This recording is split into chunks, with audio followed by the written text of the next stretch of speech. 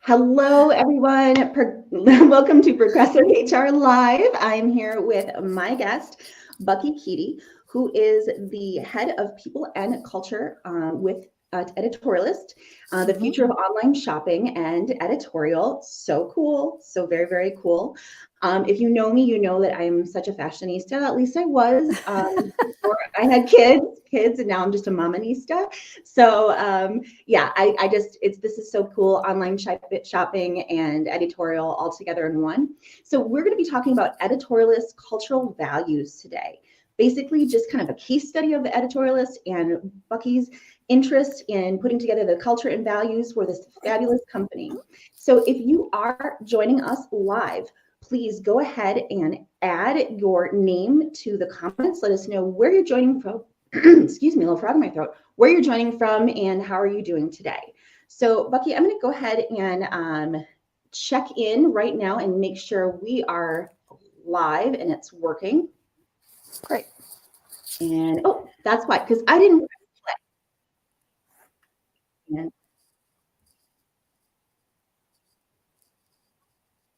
There we go. Had a little feedback. Sorry, everybody. So go ahead, please. Add your name to the comments. Let us know where you're joining from and how are you doing today. And I'm going to start with my first question for Bucky. Okay, Bucky, please tell us what makes Editorialist a unique organization and workplace? Well, first of all, hello. I am so happy to be here, Corinne. Thank you for including me. I love talking about Editorialist because Editorialist is, in fact, a very unique place. We're a fashion technology company. We serve up products and services in the luxury space, and you can have private client services. You can be shoppable marketplace services. It really covers a wide swath. Go on editorialist.com to check us out. What makes us so unique is the type of employees that we have surrounded ourselves with are incredibly talented and very caring people. And because of what we do, and because technology is the infrastructure to everything we do, it's really critical that peer-to-peer engagement and collaboration and that we work well together is front and center at all times for any projects that we do. So I think that's what really makes us quite unique, is we really have so much crossover. That's so awesome, Bucky. Thank you. We're going to go quickly to our audience and see who's joining us today. So Gina says, hi, everyone. I'm Gina from Florida. Hi, Gina. Hi, Gina. And audience, if you're just joining us now, please go ahead and add to the comments where you're joining from and how you're doing today. Bucky and I before this, we're talking about the word resilience. And so I think that because we're talking about values today, like what word would you use to describe, just one word, maybe two? Well, I know rules are kind of flexible here. One word or two would you describe what kind of value you're feeling today? So our word, Bucky and I, our word is resilience. So, and then we'll come back to you after Bucky's second question. So I really want to know, Bucky, why did you intentionally create Editorialist values? There was real purpose behind it, and I want to credit, you had asked me earlier what makes it a great place to work. The leadership team is very, very engaged, as I said earlier, but also all the employees have a forum to really offer their opinions, ask questions, but really collaborate with us. So we intentionally, the CEO, myself, and the leadership team intentionally worked together in creating values because we wanted to be a destination, and we really wanted to set the stage for how we want to work together and what kind of place do we want to be. And that's really, really important. You want to run towards a company you feel really good about.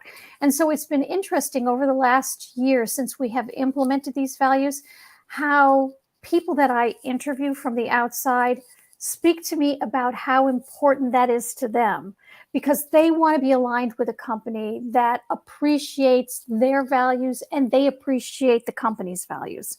So we intentionally did it to set kind of a feeling, and really, frankly, it's not, I don't want to use the word rules. They are values, but they really do apply to business success. When you have great values, you have great business success. Mic drop. Love that. But it's true. If you really do care, you're going to make your goals. If you really are collaborative, you are going to hit your goals, and you're going to want to work with your peers and your partners, and you're going to want to hear from the bottom up. You're going to want to do all of that.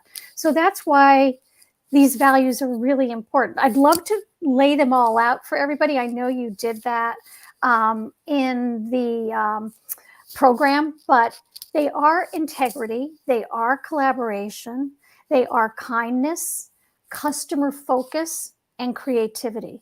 And all of those things woven together do make for stronger employees and far more engaged employees. I don't know if you saw that, but when I asked for the word that everybody's feeling today, and I just flashed that across the screen, that Gina said her word is integrity. So that's the first word, the value that you had. And do you know Gina by any chance? I have heard of Gina. I don't know Gina. Okay. Hi, Gina.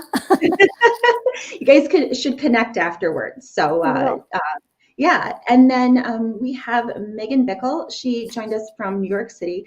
So hi, Megan. Those of you who know Megan, Megan is all over the world right now.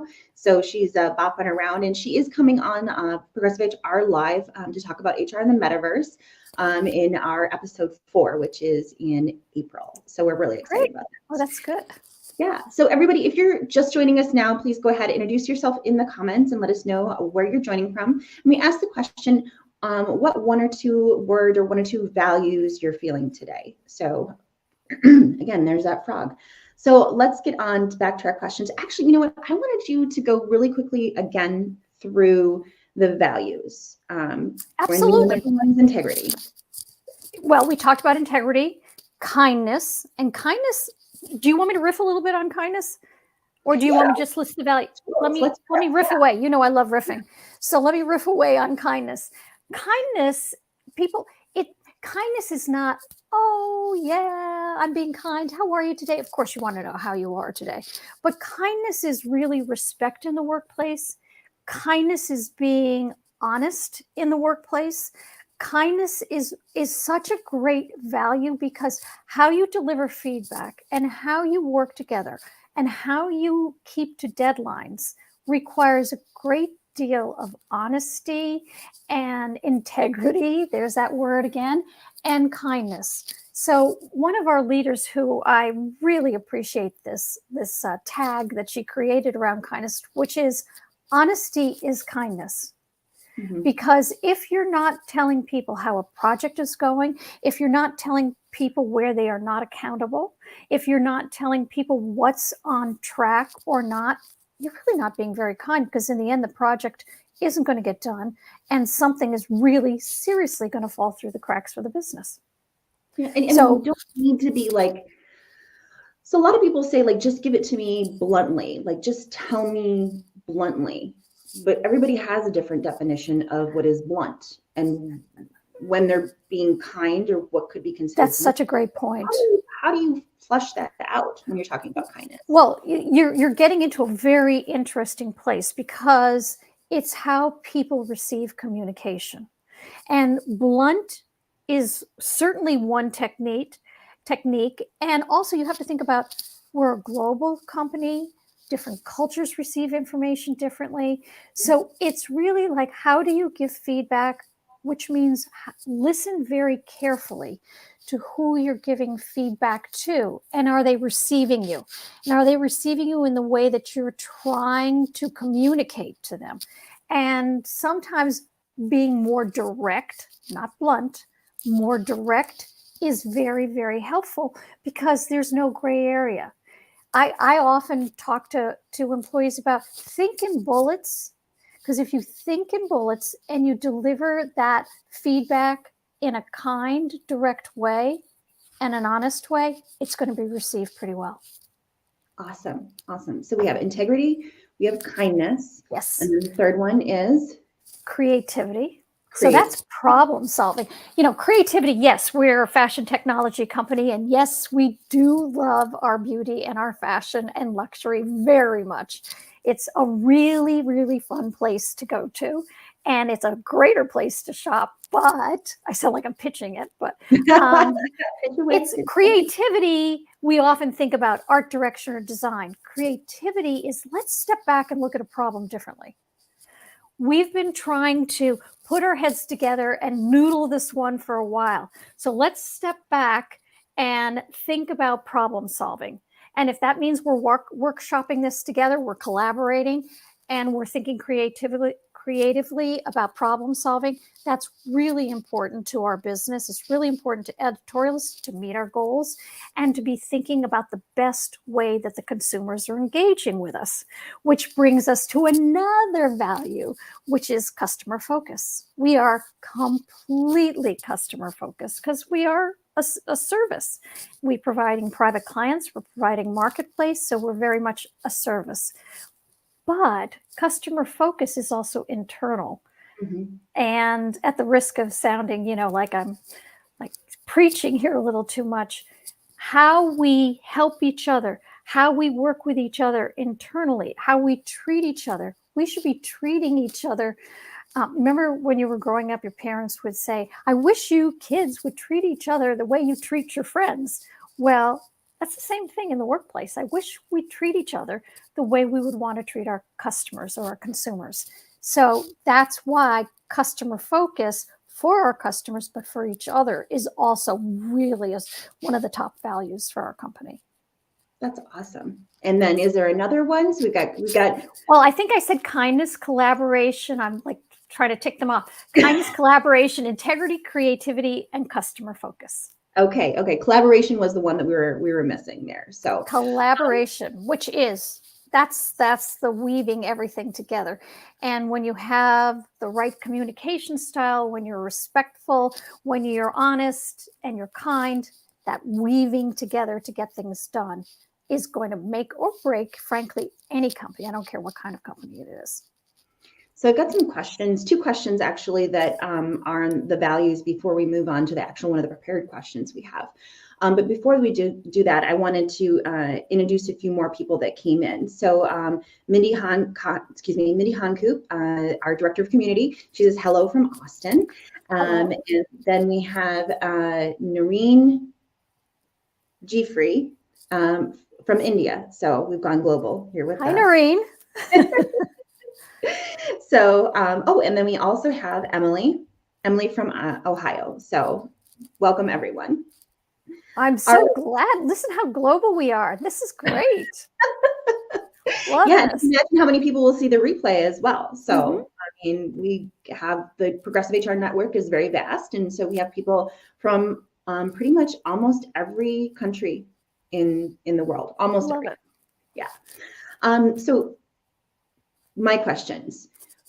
The question that is like on the top of my mind is, how did you pick only those values? Because again, as we were having this conversation before, like resilience is a really great value. Like, how did you just come to those? Because the Progressive HR team, we're putting together our values and our mission right now as we're growing in the thought leadership realm, really quite big.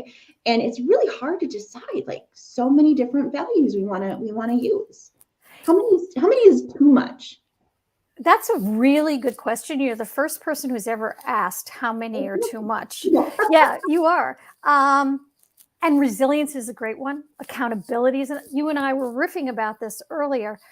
We came down to these because we really stepped back and thought about what our company does, who we are, and how we were structured a year ago when we created these values. And are values set in stone for eternity?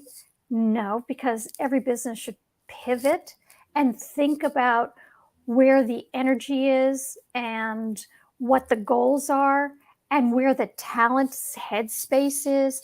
Things are really important. And we had talked a little bit earlier about these are multi-generational workforces now too. So how did we get to those values?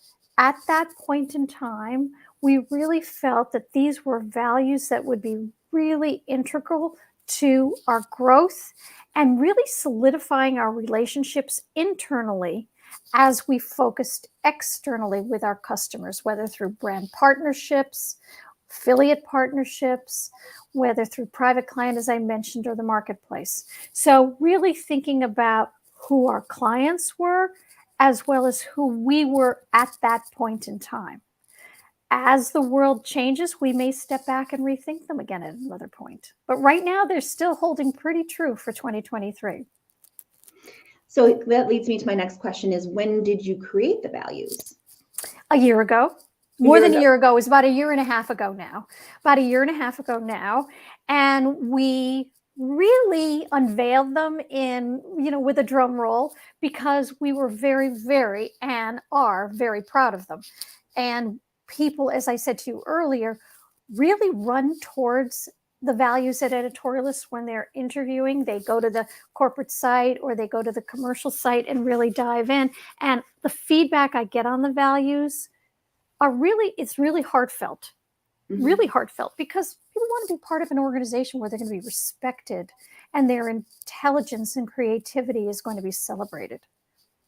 I like that. I really like that. Oh, thank you. Yeah. So yeah, I'm going to go up and celebrate it right now as I'm live. It may come across at a different time, but everybody knows I'm celebrating it.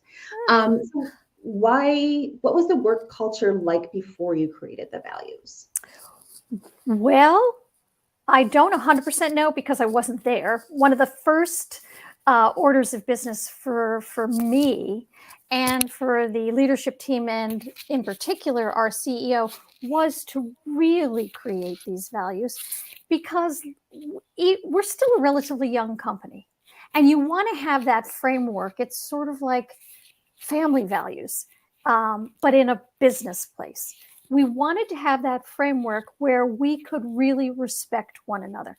Like many other companies that are still very much in growth mode, it was a little bit all over the place. And this has, I feel, really united us. And where it's really helped that I've noticed over the last year, Corinne, is in how we share feedback more immediately rather than holding it back, which is a huge business waste of time. And it's a waste of time for career growth. It's a waste of time for intellectual growth. So by having these values and having that direct feedback and doing it in an honest, kind way with integrity, immediately we could see results in positive communications from peer to peer, department to department. There was an immediate effect that you can't put a number against, unfortunately, but you could certainly see it in how collaborative we were and meeting deadlines. So just to kind of like a jump back story is I wanted to share I put together cultural values when I was working at Emmy. I mean, when I did that, it wasn't like I was creating the values. They were actually being brought from our Swiss parent company to the companies here in the US. And what we had to do is we had to find a way to, disseminate the values and help the people that were working with us in the HR department and the greater teams for them to understand the values.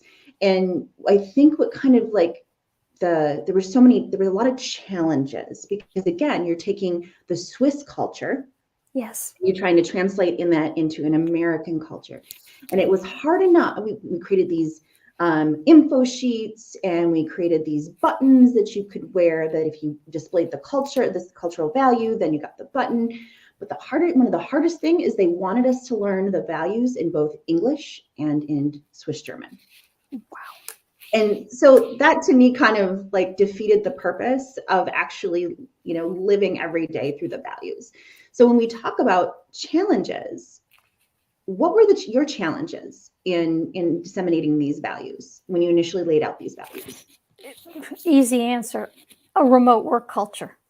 So actually, the last episode of Progressive HR, we were talking about that remote work culture and communication in the remote work culture, and not having that FaceTime on a regular basis, and therefore understanding communication nuances probably made it take a little bit longer. And as I've mentioned before, we have employees in India, a large group of employees in India. We have employees in Bosnia. We have Bangladesh. We have the Philippines, and of course in the United States. And very often communication styles are quite different.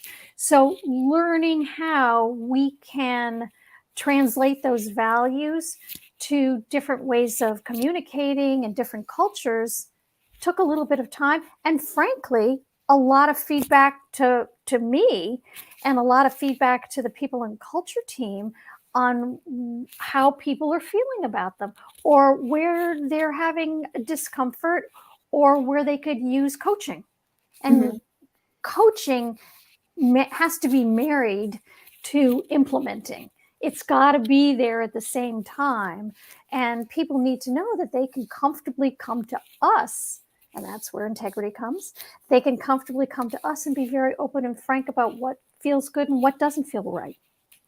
So there were some stumbling blocks, no question. And guess what? They're going to be probably more in the future, because that's human nature. This is human nature. Yeah, and as things change, as things are changing right now, we can go into how, like, what everybody has on their minds right now with what's going on with the economy and SVB and so many different things. But we do have a question from our audience, and so I wanted to jump to that one. Terrific. So from Gina, has there been an employee survey that you have seen the benefits of the values being defined? Gina, thank you. We're about our first full year of the values is up. And we're about to launch our April survey, so we really can see what people think about those values. The other thing was that, Gina, that helped us a great deal was, for the first year, we wove the values into, and we will continue, personal performance. So are you living towards those values? And if you're not, where do you need to work on them a little bit more? So there were some markers with that as well, too. But we're about to have our annual employee survey in April. So I'll know more. I'll come back on the show and tell you how we're doing. Awesome. Yeah, we'll have a recap. Yeah, recap. So because this is Progressive HR and we are very tech and future forward focused, if you don't mind, could you share with us what tech you're using for your survey? Yes, SurveyMonkey. And CultureAmp. We use SurveyMonkey actually first, then CultureAmp. So really CultureAmp. Okay, great. Yeah, there's a lot of Progressive HR professionals watching, and I know that everybody likes to know like what tech everyone is using. So Gina says, thank you for your reply. You're welcome. Of course. We've had a few other people join us since the start. So Zena says hi from the OC in California. And then we have Jessica. She says hello from Miami. And we have Rakesh from India. And I think we might have had another person. Oh, no, Rakesh says hi again. So hi, Rakesh. Hi again. Okay. So back to where we were. Let's see here. I think this is the question I want to ask now. So how do you hold employees accountable to living the values? And I know you said that they are part of your performance. So they are. And also I talked about this earlier in our program, as far as giving real-time feedback and being very transparent with your feedback. So if we're managing correctly, up, down, sideways, peer to peer, up and down, we are giving feedback that weaves in our values. And, if you see that somebody's not collaborative, or you see that somebody isn't really customer focused, or they're not real problem solvers, that real time in the moment feedback can't be more critical. This is another pitch for CultureAmp. I'm not saying that that's the tool of choice, but they do have part of their tool, those one-on-ones, where you can at least know that you're having that one-on-one meeting once a week to hold people accountable. There we go again with the accountability to living to those values, but really how they're woven into your business strategy and how you're approaching your job. Okay, awesome. Could I, for those that are really curious about this, could you just gave us a little bit of an example, but could you give us a more specific example of something that maybe happened recently? About living towards values? Yes, yes. Yes, without breaking any confidence, because I am, Right. people in culture, without breaking any confidence. One of the managers was giving feedback to one of their employees about how they handled a certain situation, and with a peer, and they were extremely direct on what worked and what didn't work. And they gave the example, and it happened within minutes after that interaction happened. So you have real-time feedback, you have honest, direct feedback, which is given in a kind way for growth purposes. And you're talking about integrity too, because we respect one another. And it's really important that when people communicate with each other, that the communication is given in a kind but direct way. So I hope that's tangible enough for you without going into too much detail. No, I always like to be as specific as we can sometimes when we're talking about examples, because again, like we talked about before, is that a lot of people that have come on to watch Progressive HR Live are really looking for ways that they can take examples from role models and executives such as yourself and bring them back to their workplaces. Well, actually, let me use can I go on further? Let me use myself as an example, yes, yes. Which is from my CEO saying to me, just because people in culture or HR has always done it this way doesn't necessarily mean that's the right way. So that brings us into creative thinking. And his saying that to me caused me in the moment, not only in the moment, to really step back and think about, okay, how are we handling annual performance reviews? What kinds of questions are we asking? Are they really going to be effective as far as giving the feedback to the employees for their career growth, but the business as well too? And saying to me, what we did, let's just wipe that board clean and let's just think differently and creatively around creating new performance questions. So that was directed to me, and it was great feedback. I like that. We have a few more comments, one question and one introduction. So Stacey says hi from New York. Hi, Stacey. Thanks for joining us. And then Gina has another question. Besides performance, how are people recognized for living the values? Fantastic question. We have shout outs. We all use Slack. Who here doesn't use Slack? We do have a shout out. You don't? Put it this way, I hadn't used Slack at Time Inc. and now I'm using Slack, but we have shout outs at our all hands, but we have ongoing shout outs because we really want to elevate great performance, collaboration, all these values. So the shout outs tend to be very much aligned with what our values are as well too.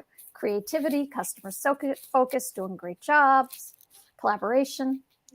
And so here's my question again. Do you use Culture Amp for your shout outs? No, we use the Slack. Right? Yeah, okay. We use our Slack channel. Yeah. Okay. I was listening. Yeah. Your listening skills are very good, Corinne. Thank you. Many people say they have multi-organizational task skills as I'm trying to, work on the comments and the banners and listening. You certainly do. I know. Don't try this at home, people. Don't try this. So we have about 2-3 more questions before we end the live. And we were already talking a little bit about this question. How has this affected finding talent? Because you talked about how when people come in and you're doing the recruiting, that people are really, they feel that those values resonate with them, and that they really feel drawn to the values, because who wouldn't be drawn to trust and respect and creativity and kindness? But is there any other example or any other comment you wanted to make on this question that you haven't already talked about? Well, as I said earlier, when you go into our corporate site and you really dive into the values, there's a definition around the values. And that's what really has resonated. It's not just the word, it's what the word means to editorialist. And we want people to run towards that because obviously that's super important to being able to work across the company in the way that we all like to work together. And I don't want that to sound exclusionary. It's very inclusive. And that's how we want people to feel. So it's affected hiring in a really positive way.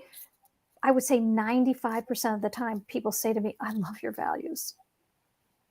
A lot of companies don't take time to do that either.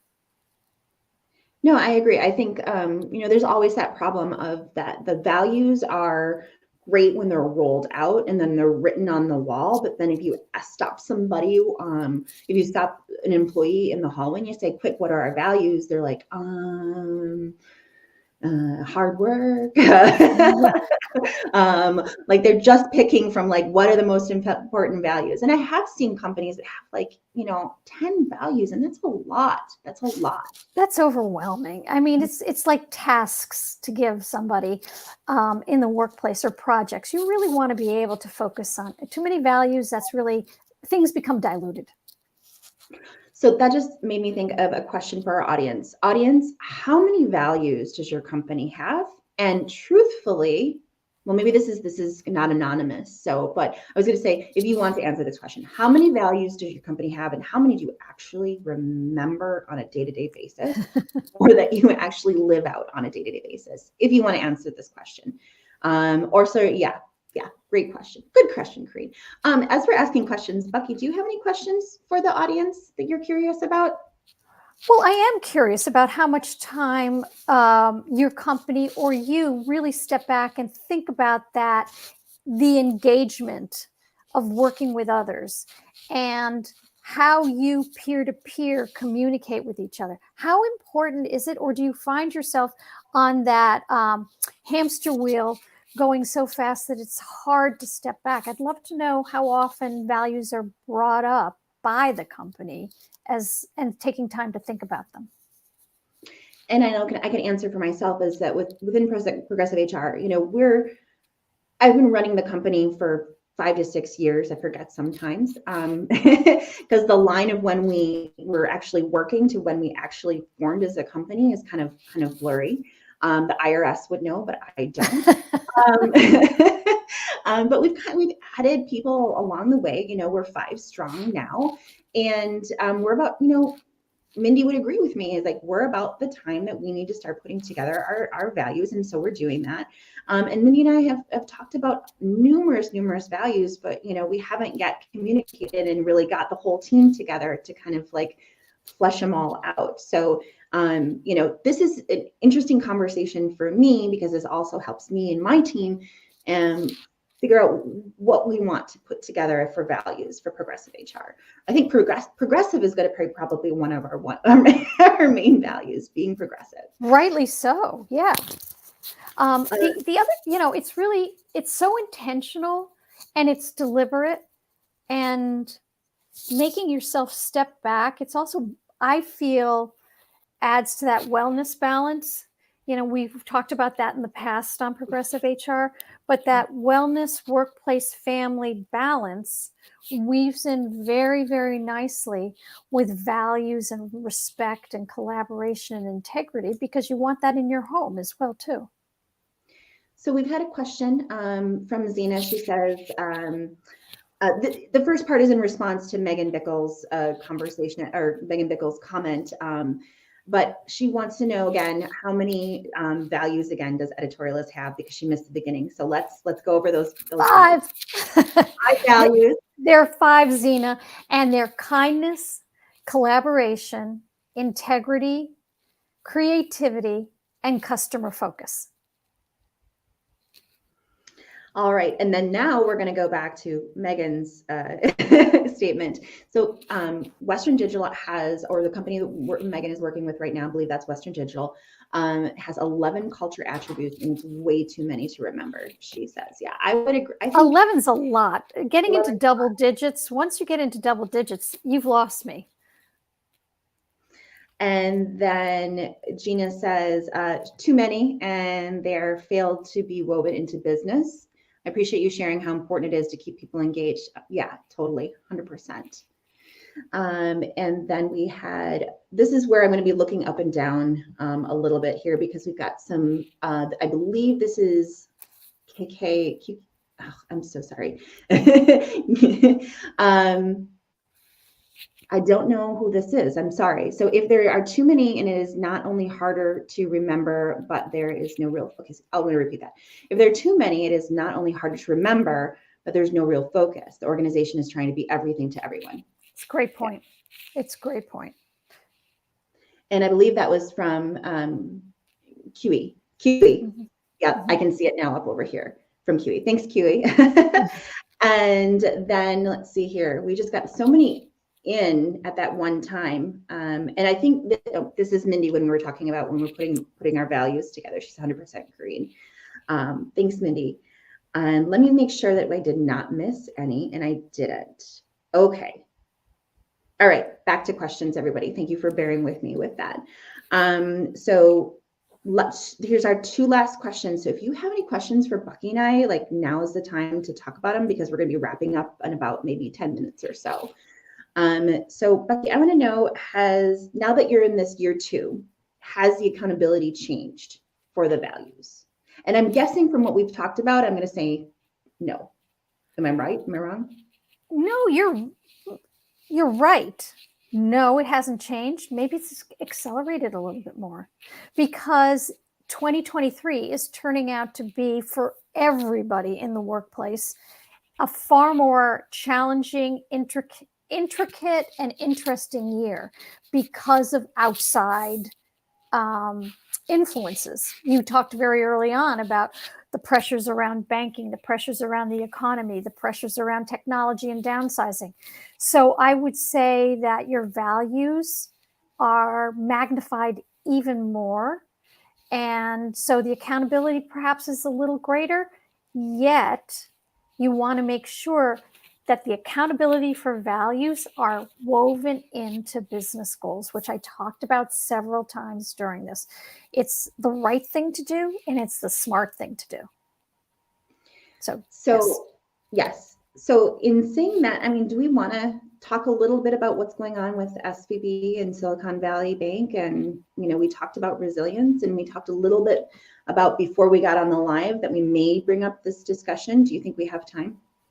I definitely think we have time. I'm not knowledgeable enough to tell you what happened to the businesses themselves and where the misdirection was, but I am knowledgeable enough to tell you or talk about it's influencing other workplaces, of course. It's influencing investor mentality. It's influencing employees who are frightened.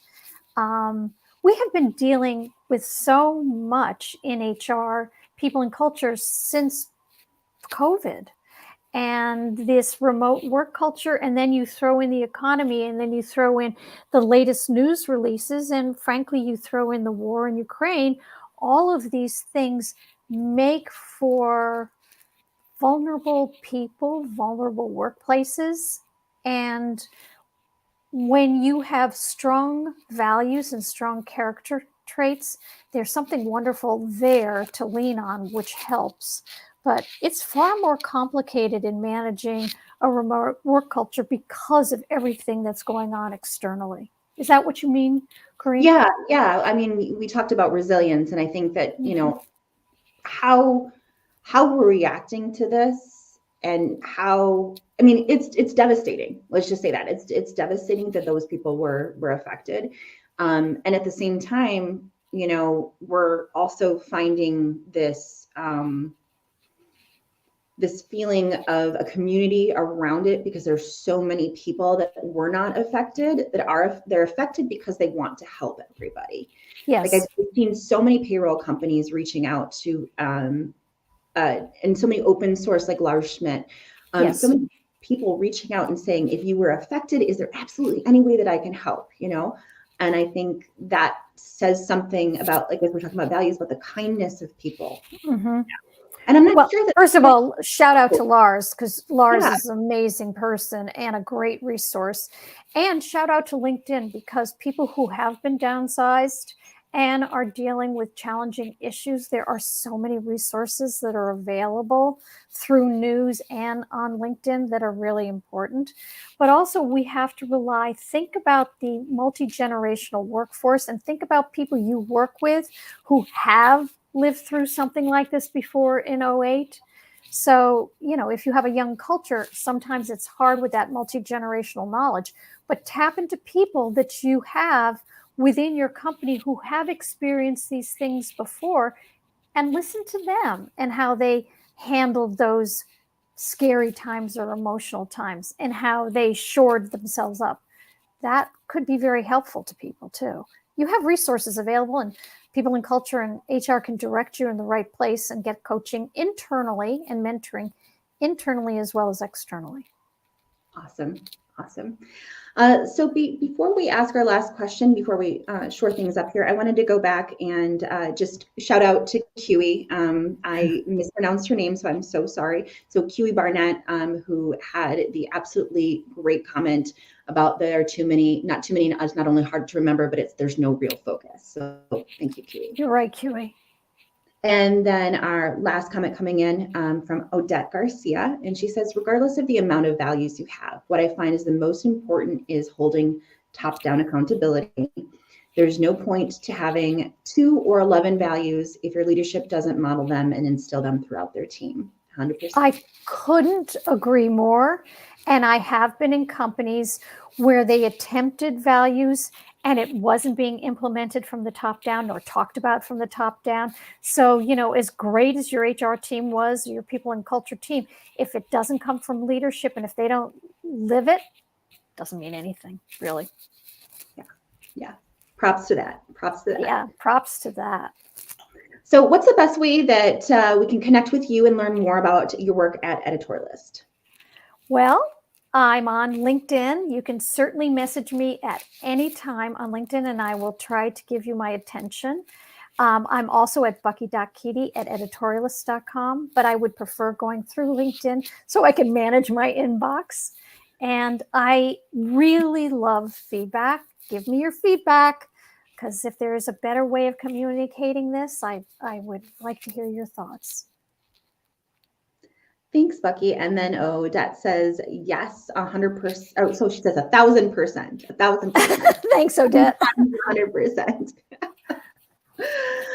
All right, everybody. So if you're looking for more Progressive HR Lives, you can follow myself, Corrine Woodman-Hollebeck, and Progressive HR Live, and the hashtag Resourceful Humans on LinkedIn. We have a Progressive HR Lives on LinkedIn about every month. Sometimes we have 2 a month, like this month.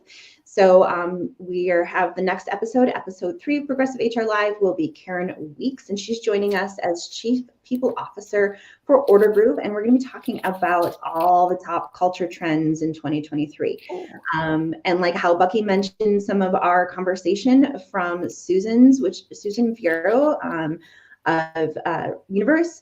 I'm sure that we're going to be diving into some of the things with Karen that Bucky mentioned here. So really all the lives are kind of like a connection to each other.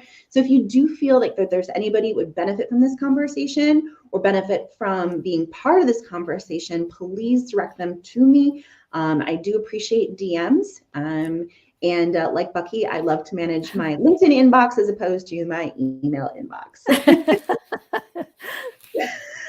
So Gina says, thank you so much, Corrine and Bucky, for spending time to share these with the community topics. Appreciate it. Okay, so we'll see you in a few weeks for episode 3 with Karen Weeks. And then before we go, Bucky, did you want to mention anything to the audience or say anything before we hop off the live? No, I'm just excited that everybody was here, and I hope I was able to provide some information that you find really helpful. And it was great to sort of meet you all. Thank you. Thanks, everyone. And thank you so much for joining us today. We know that your time is very valuable, and we really appreciate you seeing you virtually. So thank you, everybody. And we will see you in a few weeks. Cheers. Cheers.